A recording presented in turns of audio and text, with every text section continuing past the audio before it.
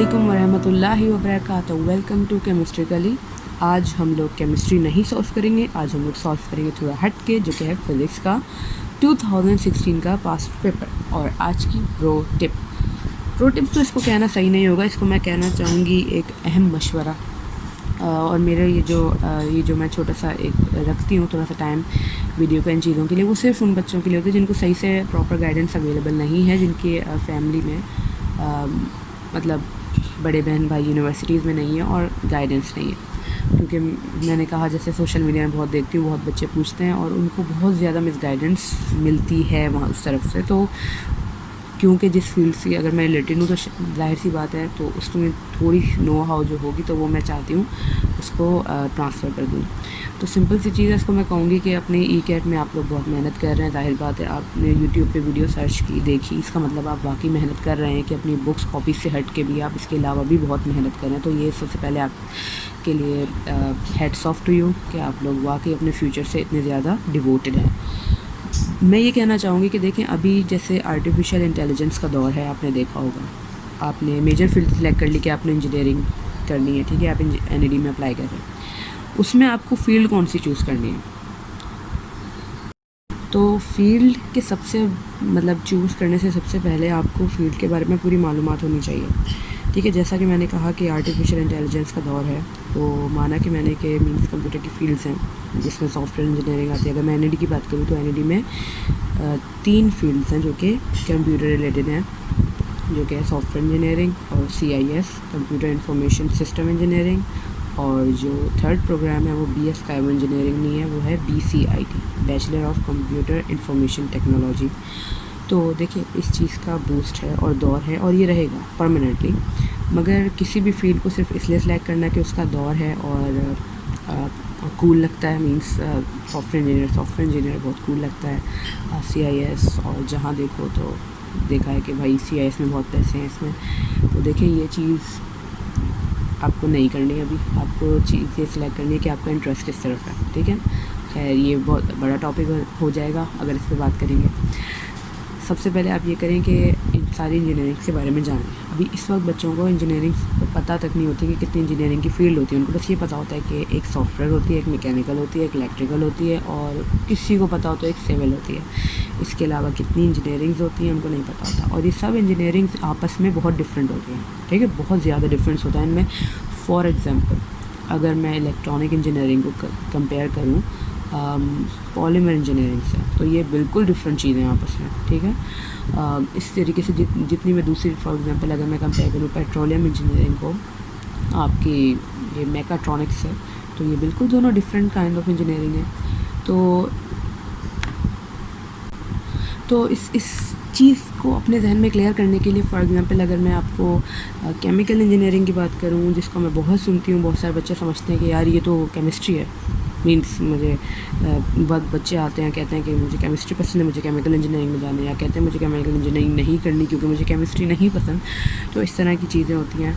तो उसके लिए सबसे जो बेस्ट चीज़ है वो यूट्यूब है। मींस आप जैसे यहाँ यूट्यूब यूज़ करें, हर फील्ड के बारे में जानें। आपको फील्ड के बारे में, जैसे अगर कोई बच्चा कहता है अभी एनईडी में आते हैं, आप पूछेंगे आपको किस फील्ड में जाना है, बच्चे कहेंगे कि मुझे तो ना मैकेनिकल में जाना है, मुझे सॉफ्टवेयर में जाना है। यार, आप बच्चे को सॉफ्टवेयर और मैकेनिकल होती क्या है उनको नहीं पता, उनको बस ये पता है कि मैंने सुना है और हाईएस्ट मेरिट इसमें जाता है। जबकि एनईडी का ही मैं आपको ट्रेंड बताऊं कि जो पोजीशन होल्डर्स होते हैं, कुछ स्टूडेंट्स जिनके पास सारी फील्ड अवेलेबल होती हैं, वो अपनी मर्ज़ी का ट्रैक चूज़ करते हैं। ऐसे स्टूडेंट्स होते हैं जो कि अपनी चॉइस को प्रेफरेंस देते हैं। तो यही मैं कहूँगी आपसे कि यूट्यूब पर जाएँ, हर फील्ड के बारे में सर्च करें, उसका जॉब एनवायरनमेंट देखें, उसकी फील्ड एनवायरनमेंट देखें सबसे पहले। क्योंकि देखिए, 4 साल जब आप पढ़ेंगे तब तो एक ही सा माहौल रहेगा क्योंकि आप यूनिवर्सिटी में पढ़ते हैं। बट जब आप 4 साल बाद इंडस्ट्रीज़ में जाते हैं, अपने प्रोफेशनल बैकग्राउंड में जाते हैं, तो वहाँ पे हर फील्ड का जो एक्सपोजर होता है वो डिफरेंट होता है। हर फील्ड का जो वर्क एनवायरनमेंट होता है, कुछ की जो है वो मींस, एक तो रिसर्च फील्ड होती है, वो तो हर जगह आपको अवेलेबल होती है कि आप रिसर्च को कंटिन्यू करें। दूसरी चीज़ होती है कि आपकी मींस हर फील्ड की जॉब डिफरेंट होती है, एनवायरनमेंट डिफरेंट होता है उसकी, ठीक है। तो ये चीज़ें ज़रूर देखें, आपको यूट्यूब पे हर चीज़ मिलेगी कि कौन सी फील्ड कैसी है, इसमें क्या क्या पढ़ा जाता है, इसमें आपकी क्या क्या अपॉर्चुनिटीज़ होती हैं। और क्या क्या स्कोप है इसका। फॉर एग्ज़ाम्पल पाकिस्तान में या बाहर, अगर आप लोग बाहर जाने का प्लान करते हैं मास्टर्स या आगे, तो उसके बारे में आपको पता चलेगा कि इस फील्ड का जो है क्या प्रोस्पेक्टस है आगे और किस तरफ जॉब्स होती हैं। और जब आप जॉब देखेंगे ना कि यार इसकी यहाँ जॉब होती है और इस चीज़ की यहाँ जॉब होती है, तब जाके आपको अपना मेन इंटरेस्ट पता चलेगा कि यार ये वाली फ़ील्ड मुझे मज़ेदार लगी, मेरा इंटरेस्ट यहाँ पे बन रहा है। ठीक है, तो ये चीज़ लाजमी करना चाहिए आपको। फर्स्ट एमसीक्यू है हमारा, जो कि एक कंसेप्चुअल क्वेश्चन नहीं है, ये बिल्कुल आपकी मेमोरी पे बेस करता है, और ये 2 सेकंड एमसीक्यू है, मैं कहूँगी इसको। इसमें है आपका dash was the founder of algebra. तो ये तो हमें बहुत बचपन से ही चीज़ पता चल जाती है, और इसका आंसर होगा अल-ख्वारिज़मी। बिकॉज़ अगर अपनी सीना की बात करें तो इनका जो है वो मेडिकल में ज़्यादा काम है, और अलकिंदी वगैरह का जो है वो फ़िज़िक्स से जो रिलेटेड, मीन्स ये दूसरी डीप फ़िज़िक्स की जो फील्ड्स हैं उनमें ज़्यादा काम है इनका। बट जो मैथमेटिक्स प्योर रिलेटेड काम है और जो मीन्स अलजेब्रा का जो बेसिकली काम है वो इनका है अल-ख्वारिज़मी का। जी, तो नेक्स्ट क्वेश्चन की तरफ बढ़ते हैं। ये क्वेश्चन दरअसल मैंने आप देख रहे होंगे सॉल्व हो गया। दरअसल मैंने पिछली वीडियो में सॉल्व कर दिया था, एंड में कुछ प्रॉब्लम हो गई तो इसलिए मुझे दोबारा बनाना पड़ा। तो इसमें जैसे कि आप पूछा गया है कि a convex lens of focal length 30 centimetre, आप क्वेश्चन पढ़ें। इसमें जो इन्होंने हमें जो मीन्स बेसिक लेंस फॉर्मूला लगेगा हमें पता चल रहा है, बट इन्होंने हमें हर चीज़ गिवन नहीं की। मीन्स एफ़ गिवन है, बट या तो पी गिवन होता या क्यू गिवन होता, इमेज डिस्टेंस या ऑब्जेक्ट डिस्टेंस, बट इनमें से दोनों चीज़ें गिवन नहीं थी। बट इन्होंने हमें कंडीशन गिवन कर दी। कंडीशन का गिवन होना इन दोनों में से एक चीज़ का गिवन होने के बराबर होती है। फॉर एग्जांपल जैसे इन्होंने गिवन किया कि इमेज डिस्टेंस मीन्स इमेज को, जैसा कि मैंने कहा पिछली वीडियो में भी कहा था कि पी और क्यू एक वेरिएबल्स हैं। ठीक है, ये फिक्स्ड इनके नाम नहीं है किसी चीज़ के, आप अपने बुक के हिसाब से ले लें या किसी भी हिसाब से ले लें। और इस तरह के क्वेश्चन में तो आप कुछ भी वेरिएबल ले लें, आपको फ़र्क नहीं पड़ेगा। तो इसी तरीके से आपने एक कंडीशन बना ली कि अगर मैं P को कंसीडर करती हूँ मेरे इमेज डिस्टेंस है, और Q को कंसीडर करती हूँ मेरा ऑब्जेक्ट डिस्टेंस है। अच्छा, ये सवाल इस तरीके का है क्योंकि इसका फॉर्मूला इतना बेसिक है कि अगर आप इसमें कुछ भी मीन्स P को सिलेक्ट कर लें, Q को सिलेक्ट कर लें और 5 यहाँ लगा दें Q की जगह कि Q is equal to 5P, तो एक ही बात होगी, आपके आंसर पर फ़र्क नहीं पड़ेगा क्योंकि फार्मूला बेसिक है।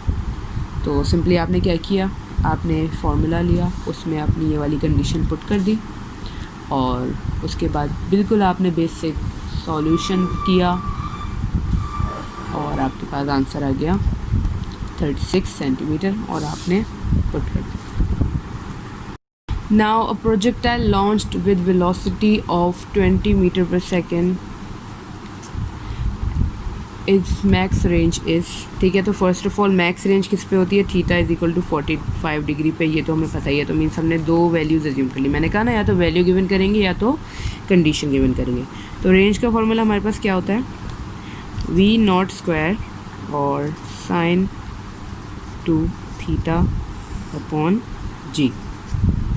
ठीक है, तो जैसा कि हमने कहा कि थीटा 45 है, तो ये वैल्यू तो हमारी 1 हो जाएगी, तो इसको कंसीडर करना भी बेकार है।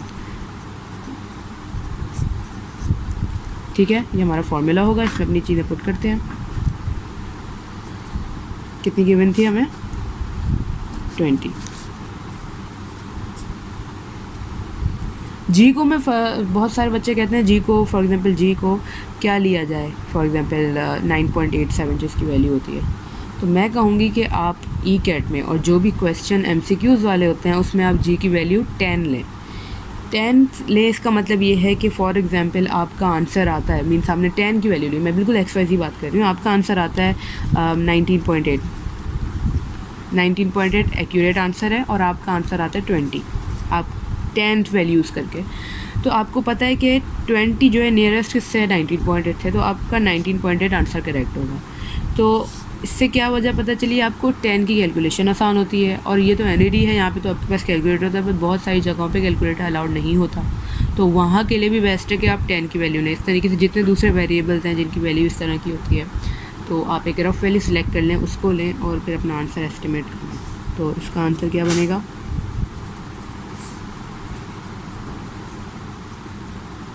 ठीक है।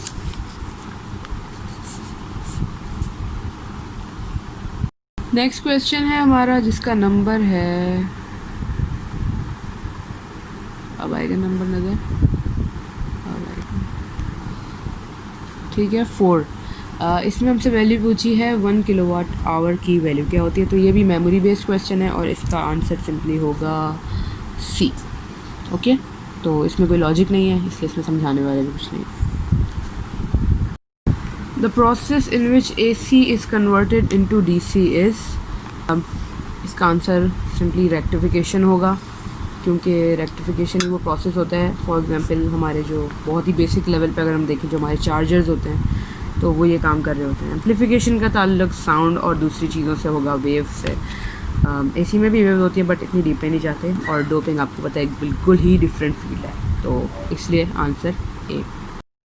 6 क्वेश्चन है। ये क्वेश्चन इस तरीके से इसको मैं इजी कहूँगी क्योंकि इसमें नाम ही आपको जो है वो सारा आंसर खुद बता रहा है।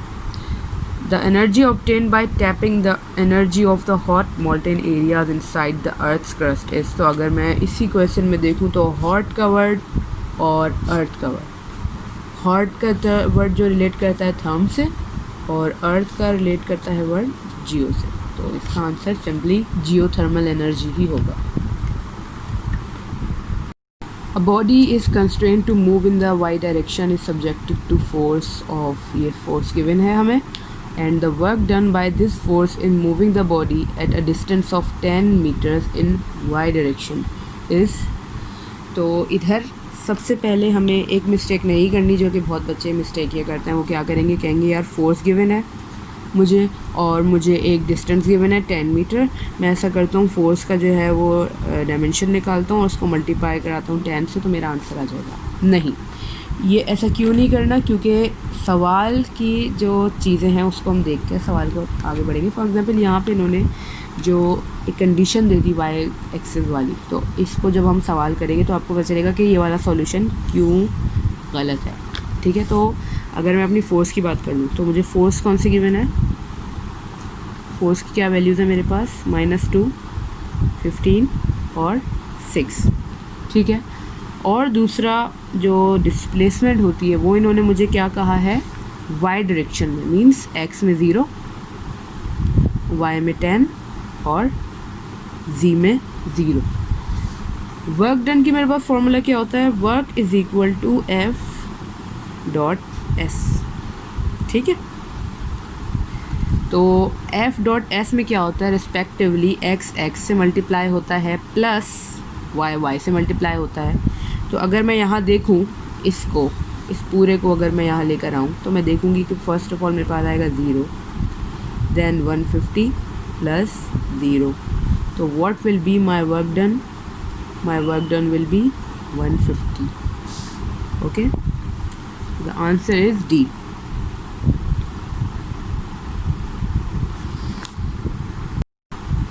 Three capacitors of 4 microfarad, 6 microfarad and 12 are connected first in series and then in parallel. What is the ratio of equivalent capacitance in the two cases? तो फर्स्ट ऑफ ऑल इनको सॉल्व करते हैं। हमारे पास जो है C1 गिवन है 4, ठीक है, C2 है 6 और C3 है 12। पहले हम सीरीज़ के बारे में निकालते हैं। ठीक है, सीरीज़ की किस तरीके से आएगी, 1/C equivalent is equal to 1/4 plus 1/6 plus 1/12। Okay, इसको जब आप सम करेंगे कैलकुलेटर के थ्रू तो आपका जो आंसर आएगा वो होगा 2। ठीक है, इसी तरीके से आप जब पैरेलल में इसको अब करेंगे, क्योंकि हमें रेशियो निकालना है series to parallel equivalent capacitance, तो तब तो इसका बिल्कुल फार्मूला सिंपल होगा। इसको हम इससे डिफ्रेंशिएट कर देते हैं इससे। ठीक है, तो इस वक्त इसकी क्या आएगी value, CEQP is equal to 22। ठीक है, तो मेरे पास एक ये वैल्यू आ गई और एक ये वैल्यू आ गई। मुझे क्या करना है, सीरीज़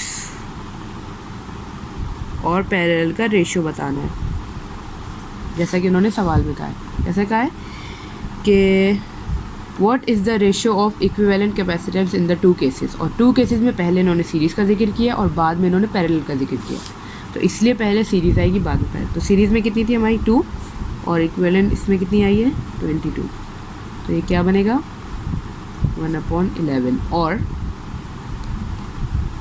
ओके, तो इसीलिए हमारा आंसर होगा बी। अब जो क्वेश्चन है उसमें इन्होंने कहा है कि a device has a power of 112 watt, okay, and volts हमें गिवन है, आर पूछा है इन्होंने।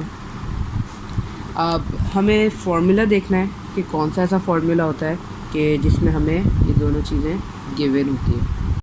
तो जो इसका जो डायरेक्ट फार्मूला होता है वो तो बहुत ही ज़्यादा मतलब अनकॉमन सा होता है। मैंने भी अभी देखा तो मुझे ऐसा लगा कि मैंने तो पता नहीं कब देखा होगा, ये इंटर में याद ही नहीं आया। तो ये फार्मूला अगर आपको याद है तो ठीक है, वरना अगर ये फार्मूला याद नहीं होता आपको, इसमें तो बेसिक सिंपल चीज़ें आपको पुट करनी है और आपको वैल्यू मिल जाएगी। ये फार्मूला याद नहीं होता तो थोड़ी सी मेहनत करनी पड़ेगी। वो ये कि आपको ये फार्मूला तो याद होता है ना, P=I²R और V=IR, ठीक है। इसमें इन चीज़ों की आपस में आप पुटिंग करेंगे। फॉर एग्ज़ाम्पल आप आई की वैल्यू निकालें और उसको इसमें पुट कर दें, तो घूम घुमा के आपके पास ये वाला फार्मूला आ जाएगा, ठीक है। तो सिंपली जब आप इसमें पुटिंग करेंगे तो आपका जो आर की वैल्यू है वो आपके पास आ जाएगी 10.6 ओम्स, ठीक है। तो यहाँ पे मैंने वाट्स लिख दिया था क्योंकि जो जिन नोट्स कॉपी करी थी मैं वाट्स लिखा था, बाद में मैंने गौर किया। तो हमारा आंसर है 10.6, तो हमारा आंसर होगा नन ऑफ दीज, ओके। चलते हैं 9वें सवाल की तरफ, सॉरी 10वें सवाल की तरफ, जिसमें पूछा है कि 1 kilo calories is equal to how much जूस। तो मुझे लगता है इस सवाल से एनईडी वालों को बहुत ही ज़्यादा मोहब्बत है, क्योंकि केमिस्ट्री के 2 ईयर्स के पेपर में आ चुका है और अभी फिज़िक्स में भी आ गया। इसका मतलब उनको कोई दिली अटैचमेंट है उनकी एनर्जी के यूनिट से, ठीक है। तो इसको हम कितनी बार कर चुके हैं, ये तो याद हो जाना चाहिए हमें कि 1 kilo calories is equal to 4184 joules. चलिए इससे नज़र नहीं आ रहा, मार्कर चेंज करते हैं। और डिफरेंट वैल्यूज़ बनती हैं, 4 × 10⁻³ जूल्स कह लें आप, 4 किलो जूल्स कह लें, और 4.182 भी वेरी अप्रोप्रिएट। तो इसमें आपको कौन सा आंसर दिखता है? 418, 1055, 418 नहीं, मीन्स इन 4 की जो वैल्यू है वो आपको ऑप्शन में कहीं नजर नहीं आ रही। ग्रीन मैच होने लग गया है, गलत मार्कर चूज़ कर लिया। तो इसका आंसर भी होगा नन ऑफ दीज, क्योंकि हमारी जो जूल की वैल्यू है वो ना ये है, ना ये है, और ना ही ये है, ठीक है। Available range of sound is, तो ये तो वो सवाल है जिसको मैं कहूँगी कि अगर आपका कोई छोटा बहन भाई 6 क्लास में पढ़ता है तो आप उससे भी पूछेंगे तो वो आपको बता देगा, और उससे ये सवाल ख़ास तौर पर छुपा के रखिएगा, क्योंकि अगर उसने ये सवाल देख लिया ना तो वो कहेगा अच्छा आप लोग इतनी आसान चीज़ें पढ़ते हैं, और उस पर आप लोग कहते हैं कि आप लोग बहुत हार्ड पढ़ते हैं, तो वो आपको बहुत मजाक बनाएगा, ठीक है। जस्ट करेंगे, तो उसका ये जो होगा आपका ऑप्शन सी होगा, ठीक है। ये बहुत ही कॉमन सी बात है, हर किसी बच्चे को भी पता होता है। अब आ जाते हैं अपने 12th क्वेश्चन की तरफ। ये भी जैसे कि एक सीरीज़ चलती आ रही है, मैं कहूँगी पिछले MCQs में से, कि ये 3rd क्वेश्चन है लाइन से, जो कि सेकंड वाला क्वेश्चन है। जैसा कि मैंने अपनी टिप्स एंड ट्रिक्स वाली वीडियो में आपसे कहा था कि कुछ MCQs होते हैं जो कि टाइम टेकिंग होते हैं, और कुछ MCQs जो आपको विद इन सेकेंड आपको आंसर करना होता है। ये तीसरा सवाल है जो कि विद इन सेकेंड वालों में से है। तो एम्पलीट्यूड डिटरमाइंस, तो फर्स्ट ऑफ ऑल हम लोग जानते हैं कि एम्पलीट्यूड का जो ताल्लुक़ होता है वो सिर्फ लाउडनेस से होता है, ठीक है। जितनी ज़्यादा हमारे पास एम्पलीट्यूड ज़्यादा होगा, ठीक है, उतनी ज़्यादा लाउडर आवाज़ होगी, और जितना स्मॉलर एम्पलीट्यूड होगा उतनी सॉफ्टर आवाज़ होगी। मींस इनका आपस में रिलेशन है, इन्वर्स है या क्या है, इससे यहाँ पे आपको लिख दिया बस ये कि इनका आपस में रिलेशन है। तो इस simply amplitude determines the loudness of the sound, okay. तो क्वेश्चन है, a Carnot engine operating 2 reservoirs at 27 degree C and 127 degree C. If heat supplied to the engine is 40 joules, the work done is. तो आप लोग पिछले 3 सवालों में बहुत जल्दी क्विक करके आ गए, बट ये आ गया बड़ा सवाल। बड़े सवाल से मुराद ये नहीं कि बहुत बड़ा सवाल होगा कि 2-2 पेज पे जाएगा, बट न्यूमेरिकल से रिलेटेड एक, अगर मैं इसकी बात करूँ तो एक बड़ा सवाल इसलिए है क्योंकि 1-2 सवाल ऐसे होते हैं जो कि 2 to 3 मिनट्स और मैक्सिमम 5 मिनट्स आपके ले लेते हैं। तो उस हिसाब से मैं कहूँगी एक बड़ा सवाल। तो चलिए इसको सॉल्व करते हैं। अच्छा, तो जैसे यहाँ पे कार्नोट इंजन का जिक्र है, तो मैंने यहाँ पे कार्नोट इंजन एक बहुत ही गंदा सा ड्रॉ कर लिया है। उसमें अब हम अपनी चीज़ें पुट करते हैं कि हमें क्या क्या पूछा गया है और क्या रिक्वायर्ड है। तो सबसे पहले हमें, अगर मैं देखूँ, हमें हॉट टेम्परेचर दिया गया है, मींस ऊपर हॉट रिजर्वायर का टेम्परेचर होगा वो होगा 127 डिग्री सी, और क्योंकि उन्होंने डिग्री सी में दिया तो मैंने उसको खुद ही रैंक कह रही हूँ, केल्विन में कन्वर्ट कर लिया। ठीक है, उसके बाद यहाँ पे हमारे पास कोल्ड रिजर्वायर, और इसमें इसको भी हम कन्वर्ट करेंगे केल्विन में, क्योंकि हमारे फार्मूला में जो पुटिंग होगी वो केल्विन में होगी, डिग्री सी से आंसर सही नहीं आएगा। तीसरी चीज़ जो उन्होंने हमें गिवन की है वो है हमारे पास हीट सप्लाइड मींस क्यू, तो 40 जूल्स ये दे दिए, और अब इन्होंने कहा है कि डब्ल्यू निकालें। तो ये काफ़ी ज़्यादा चिली मिली सा क्वेश्चन बन गया, क्योंकि ग्रीन और रेड का कॉम्बिनेशन बन चुका है। तो चलें, सबसे पहले हम देखते हैं कि फॉर्मूला कौन कौन से हैं हमारे पास जो कि डब्ल्यू और क्यू को रिलेट करते हैं। ठीक है, तो पहला जो फॉर्मूला मेरे जहन में आता है वो तो आता है एफिशिएंसी का। ठीक है, एफिशिएंसी होती है W अपॉन Q।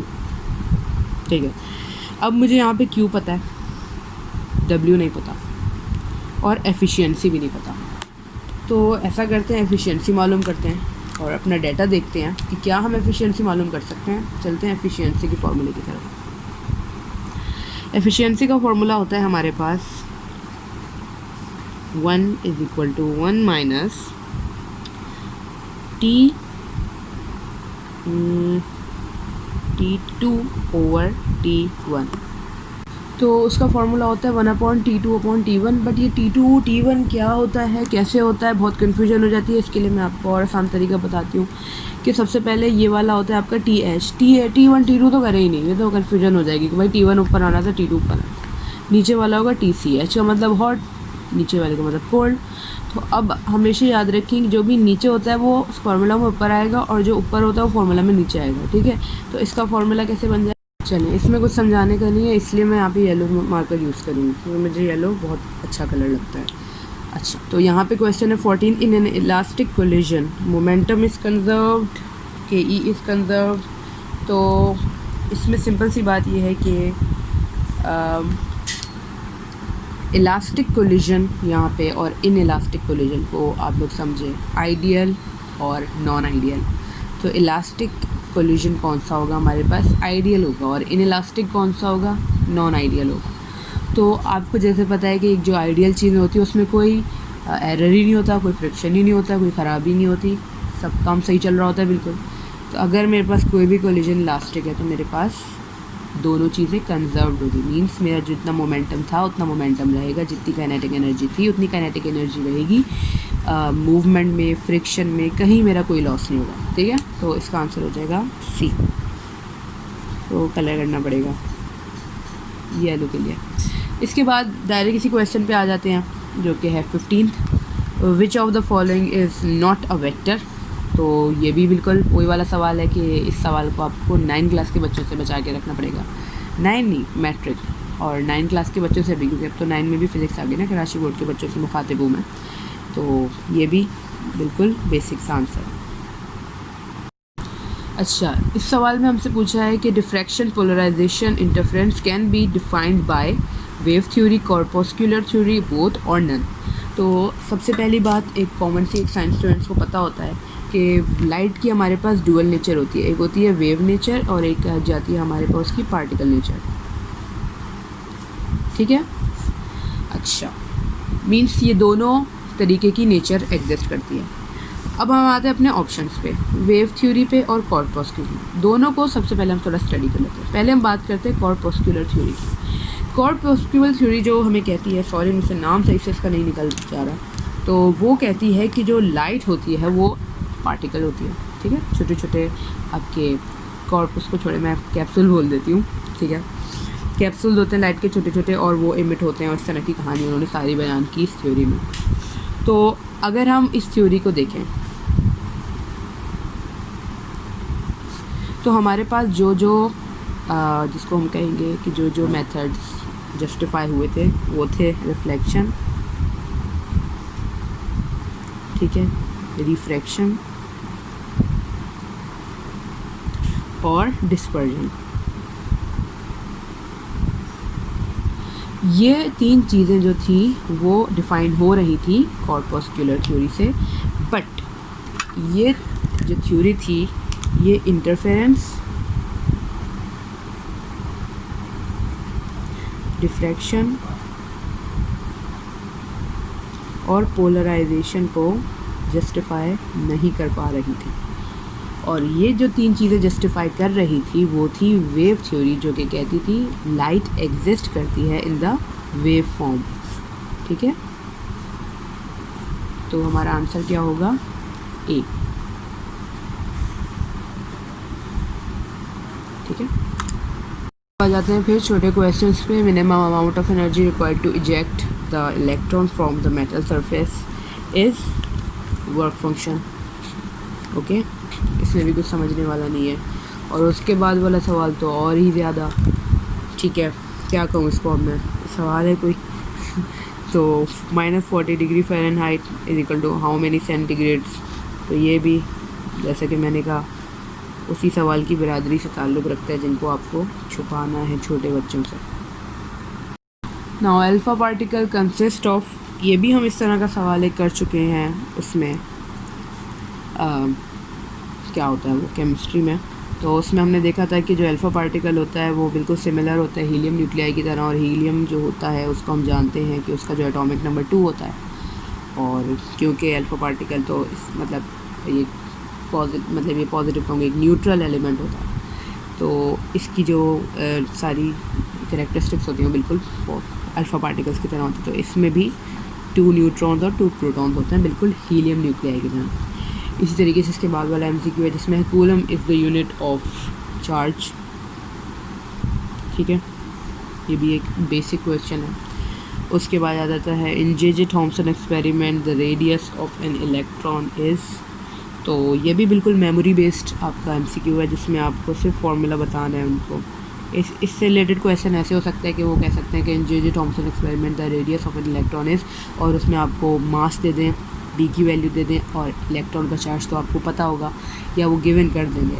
इतनी ज़्यादा उनको दरअसल आपकी मेमोरी चेक नहीं करनी, उनको बस आपके चेक करने के आपने जो बेसिक कॉन्सेप्ट्स गैदर किए थे इंटरमीडिएट में, क्या आपके पास वो हैं जो इंपॉर्टेंट चीज़ें थी याद करने वाली। याद करने से मेरा देखिए, याद करने को गलत नहीं लिया करें, हमेशा याद करना एक हेल्दी चीज़ होती है। याद करना 2 मायनों में लिया जाता है, एक चीज़ होती है रटना किसी चीज़ को, और एक चीज़ होती है जहन में रखना। ठीक है, तो मीन्स फॉर एग्जांपल आपने इंटीग्रेशन डेरिवेशन किया, आपको उसका प्रोसेस सारा याद है। याद का मतलब ये नहीं आपने रटा थोड़ी था, आपको याद है, आपके जहन में है। तो ये भी उन चीज़ों से एक है। तो इसमें भी देखते हैं। उसके बाद सवाल है a planet of mass m, angular velocity omega and moving in a circle of radius r, then the force of the planet is। जिनको इसका फॉर्मूला याद है वो तो डायरेक्ट कर सकते हैं, बट जिनको नहीं याद वो थोड़ी सी डेरिवेशन कर लें, सिंपल सी है। जैसे कि f is equal to M A करें, देन यू नो कि a is equal to V square upon r, तो इसको पुट कर दें f is equal to M V square upon r, and then you also know that in angular motions v is equal to r omega. तो अब इसको v की जगह put कर दें तो क्या बन जाएगा, f is equal to M R omega square upon r। तो r से आपका ये एक r कैंसिल हो जाएगा, एक r कैंसिल हो जाएगा, तो आपकी वैल्यू क्या बन जाएगी, f is equal to M R W omega. ठीक है, तो कौन सा वाला आंसर बना, टी।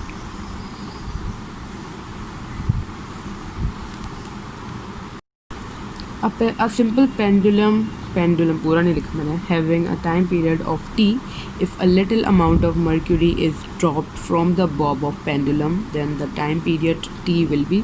अच्छा, ये इस सवाल को जो है ना इन्होंने बस जिसको मैं कहूँगी एक बच्चे की मेंटालिटी चेक करने के लिए उसको थोड़ा सा घुमाया हुआ है। ठीक है, और थोड़ा सा उसको शो ऐसा किया हुआ है कि एक ट्रिकी सवाल है, बट क्योंकि अगर जिस बच्चे के पास बेसिक नॉलेज है वो कर सकता है। तो सिंपल सी वही वाली बात है कि ये लोग ये भी कह सकते थे कि मास इज़ रिड्यूस्ड, बट नहीं, इन्होंने मास इज़ रिड्यूस नहीं लिखा, इनको टेक्निक चेक करनी है बच्चे की। तो जैसा कि हम लोग बहुत अच्छी तरीके से जानते हैं कि इसका जो फार्मूला होता है 2 पाई एल अपॉन जी। ठीक है, ये फार्मूला होता है हमारे पास किसका, टाइम पीरियड ऑफ पेंडुलम का।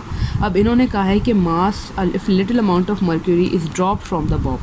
अगर लिट मीन्स अगर मैं इसको पिक्चराइज करूँ इस सवाल को, तो इन्होंने कहा है कि हमारे पास एक पेंडुलम है जिसमें मर्करी फील्ड है, और हमने अगर उसमें थोड़ा सा मर्करी कम कर दिया तो अब क्या होगा।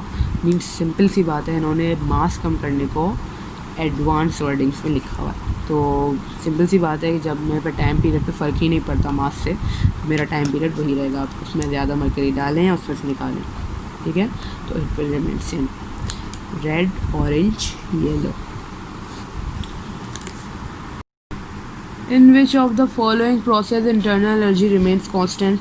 तो इंटरनल एनर्जी का जो सबसे ज़्यादा ताल्लुक होता है आपका, वो होता है टेम्परेचर से। मींस फॉर एग्जांपल टेम्परेचर जो होता है वो तो जैसे कि बहुत ही बेसिक सी डेफिनेशन है डिग्री ऑफ हॉटनेस और कोल्डनेस। तो वो तो आपको एक चीज़ की अमाउंट बता रहा होता है कि ये इतनी हॉट है, ये इतनी कोल्ड है। बट जो मेन चीज़ होती है वो होती है इंटरनल एनर्जी, किसी चीज़ में कितनी एनर्जी है, ठीक है। तो इंटरनल एनर्जी किस में कांस्टेंट होती है आपकी, आइसोथर्मल में। जिस चीज़ में जितना ज़्यादा टेम्परेचर होगा उसकी इतनी इंटरनल एनर्जी ज़्यादा होगी, और जितना कम टेम्परेचर होगा उसमें उतनी इंटरनल एनर्जी कम होगी। तो इसीलिए आइसोबैरिक में पी का ताल्लुक नहीं है हमारे इंटरनल एनर्जी से, आइसोकॉरिक में वॉल्यूम का ताल्लुक नहीं है हमारे इंटरनल एनर्जी से। अच्छा, अब ये वाली बात, जैसा कि मैंने कहा कुछ बातें छोटों से छुपानी, तो बड़ों से भी जो इंजीनियरिंग कर रहे हैं उनसे ना कह दिएगा कि प्रेशर का ताल्लुक नहीं है इंटरनल एनर्जी से, और वॉल्यूम का ताल्लुक नहीं है इंटरनल एनर्जी से। इतने कैसी बात कर दी, तो मैं इंटर लेवल की बात कर रही हूँ कि इंटर लेवल पे ताल्लुक नहीं है। तो हमारा आंसर होगा आइसोथर्मल। आइसोथर्मल प्रोसेस में इंटरनल एनर्जी सेम रहती है। तो in a cylindrical spherical Gaussian surface, R को हमने डबल कर दिया। अब बताएं कि वक्त फ्लक्स पे क्या असर पड़ेगा। तो भाई जिस तरीके से हमारे मास को चेंज करने से हमारे पेंडुलम के टाइम पीरियड पर फ़र्क नहीं पड़ रहा था क्योंकि उसके फार्मूला में ही नहीं है, तो इसी तरीके से हमारा जो रेडियस का जिक्र है वो हमारे फ्लक्स के फार्मूला में है ही नहीं, ठीक है। हमारे ये फ्लक्स भाई हैं, इनके फार्मूला में जिक्र नहीं है रेडियस का, तो हमारा जो फ्लक्स है वो सेम रहेगा, हम रेडियस जितना भी आगे पीछे कर लें, ठीक है। Thank you so much for watching. Good luck.